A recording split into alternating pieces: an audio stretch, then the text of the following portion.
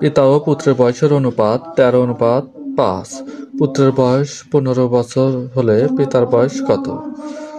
তাহলে পিতা F অনুপাত পুত্র S অনুপাত 13:5।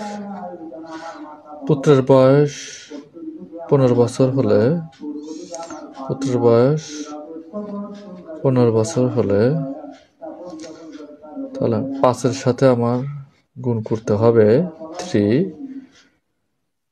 13-র সাথে আমার গুণ করতে হবে 3। তাহলে পিতার বয়স হবে 3×13=39। এখানে সঠিক সংখ্যাটি হচ্ছে 39। পিতা ও পুত্রের বয়সের অনুপাত 11:4। পিতার বয়স 44 বছর হলে পিতা ও পুত্রের বয়সের সমষ্টি কত?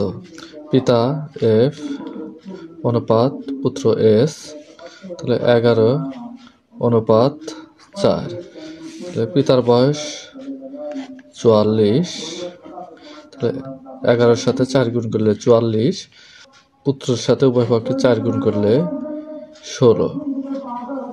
তাহলে তাদের সমষ্টি 44 + 16 টোটাল 60। সঠিক উত্তরটি